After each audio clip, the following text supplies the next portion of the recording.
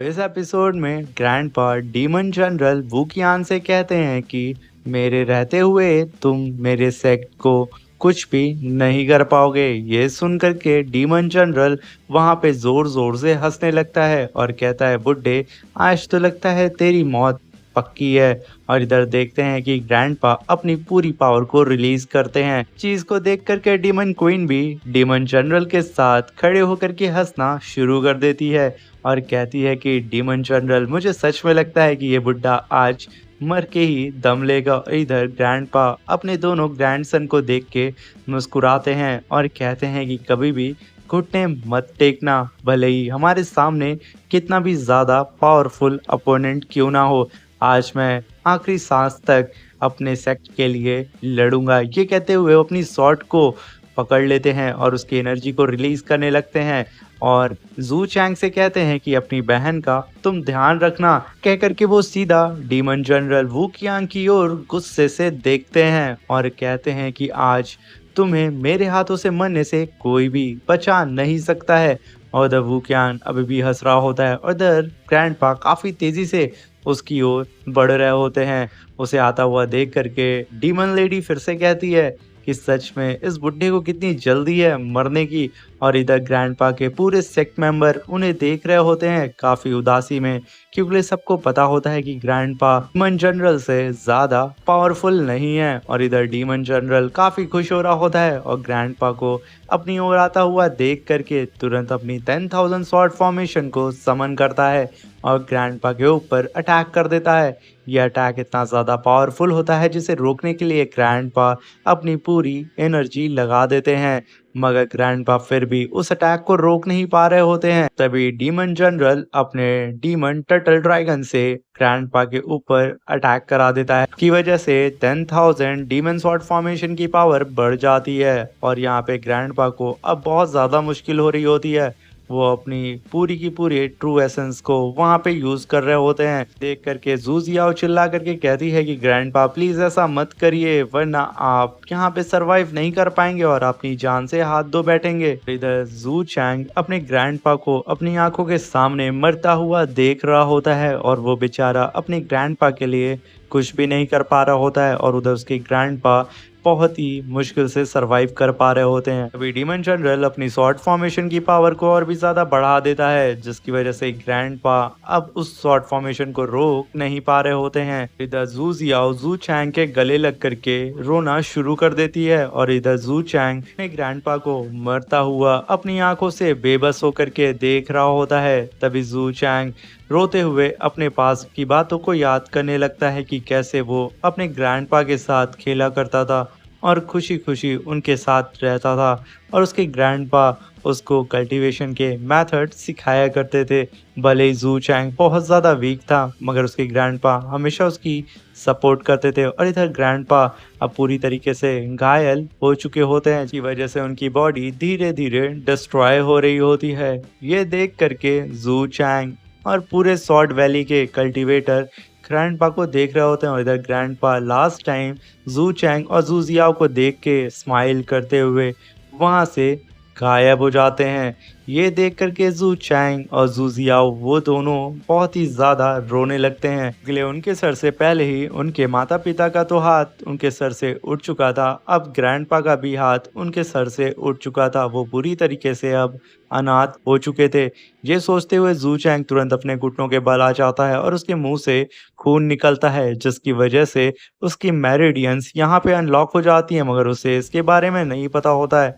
और इधर demon Lord grandpa को मारने के बाद वहां पे खुश हो रहा होता है कि अब वो इंपीरियर स्वॉर्ड उसकी हो जाएगी। सुप्रीम मास्टर को खोने की वजह से सारी स्वॉर्ड वैली वहां पे रो रही होती है और इधर डीमन जनरल कहता है कि मुझे यहाँ कोई नहीं रोक सकता है उस इंपीरियर स्वॉर्ड को लेने से और साथ में वो लड़की जू जियाओ को लेने से। कह करके डीमन जनरल अपनी जीत की खुशी मना रहा होता है और जोर जोर से हंस रहा होता है। तभी जू चैंग खड़ा होता है और कहता है कि डीमन जनरल, तुम मेरे रहते हुए मेरी बहन को छू नहीं सकते हो। अगर तुम्हें इसे छूना है तो मेरी मौत से गुजरना होगा। डीमन जनरल कहता है कि तुम्हारे ग्रैंडपा जो कि स्पिरिट गैदरिंग रैलम पे थे वो मेरा सामना नहीं कर पाए, तो तुम जो कि की रिफाइनिंग पे हो तुम मेरा सामना कैसे कर सकते हो? तुमने देखा नहीं कि मैंने तुम्हारे ग्रैंडपा को तुम्हारी आंखों के सामने ही जान से मार दिया।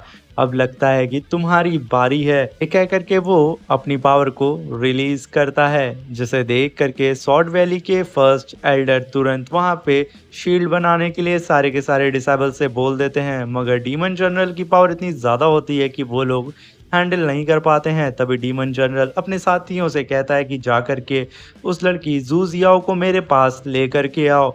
और तभी उसके सारे सिपाही काफ़ी तेज़ी से उन लोगों की ओर बढ़ रहे होते हैं और इधर सारे कल्टीवेटर उन लोगों को अपनी तरफ आता हुआ देख करके एकदम डर जाते हैं। मगर तभी सारी ज़मीन वहाँ पे हिलने लगती है और उन सारे डिसेबल के पीछे जो इंपीरियर स्वॉर्ड थी, जो कि सबसे बड़ी स्वॉर्ड थी, वो वहाँ पे वाइब्रेट करना शुरू कर देती है। की वजह से उस जाइंट इंपीरियर स्वॉर्ड में क्रैक आना शुरू हो जाते हैं। उस इंपीरियर स्वॉर्ड में से इतना ज़्यादा डिवाइन ऑरा निकलता है जिसकी वजह से डीमन जनरल के जितने साथी होते हैं वो वापस फेंके जा रहे होते हैं।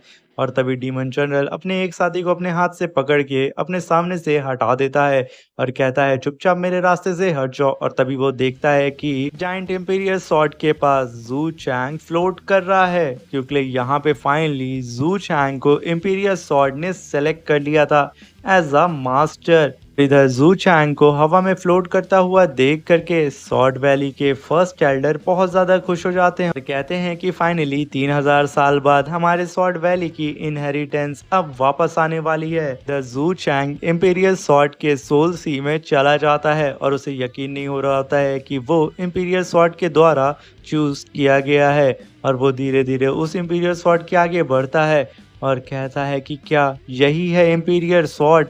और ये कहते हुए जैसे वो कुछ कदम और आगे बढ़ाता है उस इंपीरियर स्वॉर्ड के पास, तभी उस इंपीरियर स्वॉर्ड से डिवाइन ऑरा निकल करके सीधा जू चैंग की ओर आ रहा होता है और धीरे धीरे वो उसकी बॉडी में एब्जॉर्ब होना शुरू हो जाता है, जिसे देख करके जू चैंग तुरंत नीचे बैठ के कल्टीवेशन शुरू कर देता है, जिसकी वजह से उसके मेरिडियंस में फ्लक्चुएशन शुरू हो जाता है और धीरे धीरे उसकी मेरिडियंस हील होना शुरू हो जाती है। और साथ में उसकी मेरिडियंस में एक लोटस फ्लावर बन जाता है, जिसकी वजह से उसकी बोन, वेन्स और मसल्स वो धीरे धीरे करके और भी ज़्यादा स्ट्रॉन्ग हो रही होती हैं और ये सारी चीज़ें वो महसूस कर पा रहा होता है।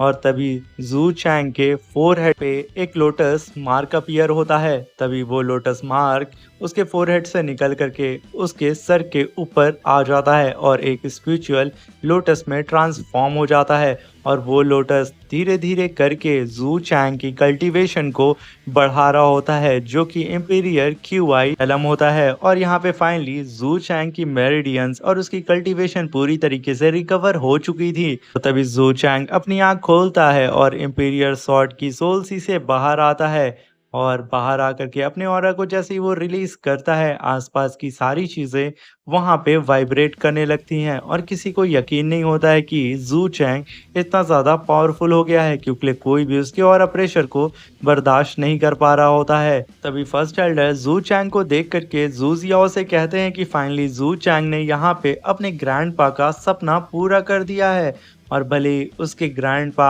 आज यहाँ पे नहीं है, मगर वो अभी भी जू चैंग को देख रहे होंगे और उसे ब्लेसिंग दे रहे होंगे।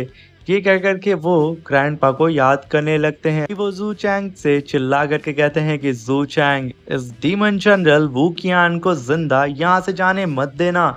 और इधर जू चैंग अपनी सोल सी में अब ये महसूस कर पा रहा होता है कि उसके पास वो इंपीरियर सॉर्ड है। वो उस इंपीरियर सॉर्ड को बाहर निकालता है और अपने ऑरा प्रेशर को रिलीज करते हुए कहता है कि डीमन जनरल वू कियान, आज मैं तुम्हारे पूरे के पूरे कैंग यू पैलेस के साथ साथ तुम्हें भी डिस्ट्रॉय करके रख दूंगा, क्योंकि तुमने मेरे ग्रैंडपा को यहाँ पे मार करके बहुत बड़ी गलती कर दी। और इधर डीमन जनरल अपने होश खो करके चुपचाप शांत होकर के उसे देख रहा होता है। इधर जू चैंग काफी तेजी से हवा में फ्लाई करता है और उसके पैर के नीचे एक स्पिरिचुअल लोटस बना होता है, जो कि उसकी पावर को दर्शा रहा होता है। और तभी वो पलक झपकते डीमन जनरल के ठीक सामने आकर के खड़ा हो जाता है। डीमन जनरल को जू चैंग की आंख में अपनी मौत साफ साफ नजर आ रही होती है। डीमन लेडी जू चैंग की पावर को देख करके कहती है कि क्या सच में यही रियल पावर है इस इंपीरियर सॉर्ड की।